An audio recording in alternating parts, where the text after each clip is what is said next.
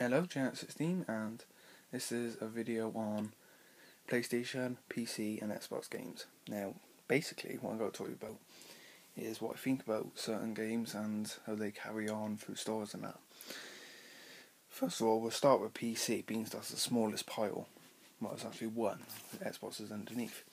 SimCity, I bought this, I seen like a week of gameplay on it on the internet. It was already out for a month, well, just around a month. And I was always quite interested when they announced it, so I went to buy that, and a really good game. Found it very good. There's a lot of Sims games like Sims 3, Sims 2 and that, and they're all good, but SimCity had something about it that made it stand out from these tycoon games where you build cities and that, so I really enjoyed that and I do highly recommend it. It's the kind of games I play on PC, but I don't play these kind of games on PlayStation or Xbox.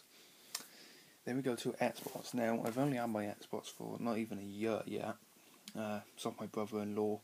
I bought it off him because he had it for Christmas, used it twice, had it for a year, just left that and only used it to watch films. So I bought that off him and had a few games, got Left 4 Dead and still want the second one.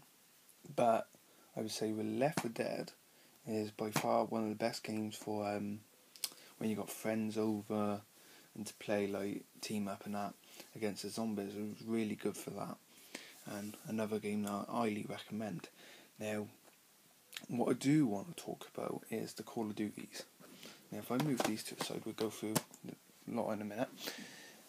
One thing with Call of Duty, as everyone knows, they don't really change much. Obviously they changed the missions and that, they changed the maps, but that's it. Everything else is more or less the same. The graphics are a little bit better, but not by much. I mean, they don't really try much with the graphics, which is good because you get some games then like just trying to think what have I got there? Let's say Dead Rising, or again Left 4 Dead. Let's go back to Left 4 Dead like that, where they make a game, you get right into it, and then when you're right there, you've got into it, you've really enjoyed the game, that's it, it's over, it just ends on you, which I used to hate, and I've never been so disappointed when Medal of Honor Rising Sun. I was playing that years and years ago, the day it come out, and completed it. And when I done the last mission on the boat, I was like, what, was that it? Why ain't it carrying on? And then they go to Medal of Honor European Assault after that, and that was it, they ended the story, so that was a very disappointing day. But what I want to say with Call of Duty is, it's the opposite way around. You complete Call of Duty Modern Warfare and you think, that was brilliant. And you think, oh, should there have been a little bit more missions? And with the Call of Duties, obviously, it's a really fast-paced game, really, in the war, and it slows you down sometimes, which is good. And then, obviously, World of War come out. Now, personally, this is probably my favourite of the Call of Duty franchise, because I've always been really interested in World War II, and obviously this was set in World War II. And I gotta say, that was just a brilliant game. I paid £40-something for it off eBay. I went over to my friend's house, played it, couldn't believe how good it was. Seen Nazi zombies, and I bought it just like I come home. So yeah, and then obviously you go back to Modern Warfare 2, which again, you play Modern Warfare, Call of Duty 4, you think, wow, that was good. I want to play more of the story, and that happened with Modern Warfare 2. That was what needed to be done, and a lot of games don't do this. A lot of companies and that, they make a game, you complete it, but there's nothing more. Like, they do DLC and that, but what's that, extra 5 missions, extra 2 maps or something, and that's it. So Call of Duty is really good for keeping up the games with that. Then obviously you got Black Ops. Now this is the only special edition I actually bought. It's the Ardent edition, and it comes with all the original zombie maps, which that's the reason I actually bought this edition, because I wanted the maps for World of War, but by the time I was going to buy them for World of War, Black Ops was coming out, and I thought, well, I may as well just buy this and get all the maps. As it was, you got the maps later on, but it was just a good thing at the time to do. So yeah, Black Ops was really good. I'd done all the missions and all these games, and I found them really interesting. Black Ops was okay. I didn't really like the story. I preferred the Call of Duty Modern Warfare 2 story, but I mean, Black Ops wasn't bad. I still enjoyed it. It was a really good game. And obviously, we'll go on to online in a minute. This is the Call of Duty Classified Intel Pack, which that's sent for another time. Then we go to Modern Warfare 3, which again, keeping on the story from Modern Warfare 2, done a really good job.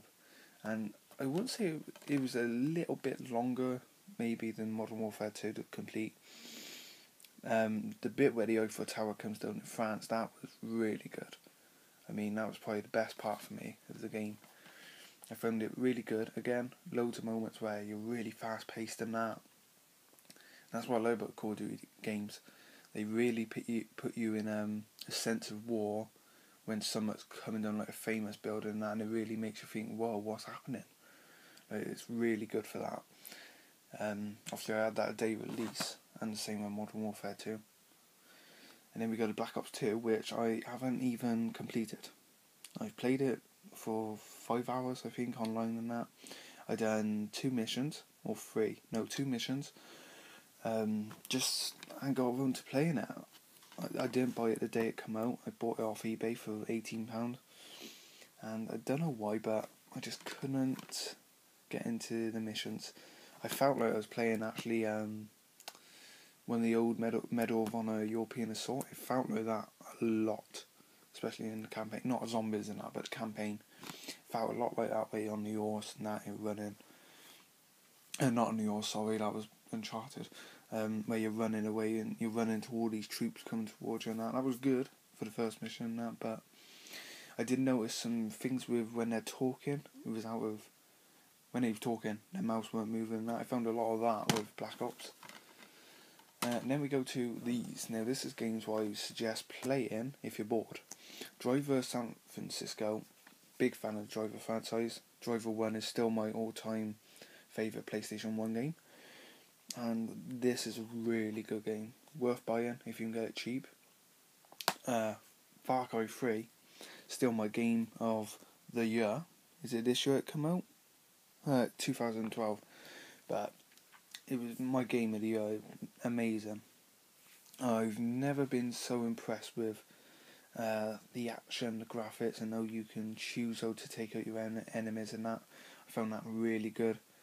So yeah, Far Cry 3, a definite game to get if you like all this Call of Duty stuff. Because like Call of Duty, where Call of Duty you got to sneak into a base and take out the people, the enemy, without alerting anyone. And Far Cry, you can do that any time, or you can just go in now, all guns blazing, and kill everyone. So that's what I like about Far Cry.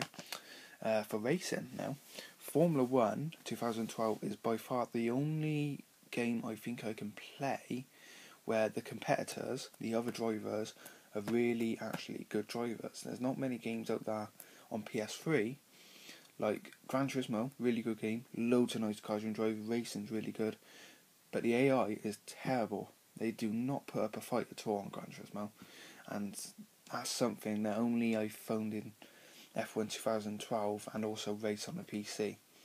So that's something you should get. The cars are very nice to drive. Using the steering wheel, which I got, you can see there. Using that steering wheel with this game is absolutely amazing. So I'm just going to wrap it up with Grand Theft Auto. It's a really good game again. Everyone loves Grand Theft Auto. I don't think there's many people who like say, oh, it's crap, no, I don't want to play that. But we're going to go on to a Grand Theft Auto video very soon. So thanks for watching, and I'll be talking about the Grand Theft Autos. So let me know what you think of the video. More to come, more about games and that, and also gameplay, computer gameplay, Xbox gameplay, PS3 gameplay, the lot. So thanks for watching, and more coming very soon. If you're a fan of gaming, go over to Facebook and search True World Gamers, and please join the page. And thanks for watching.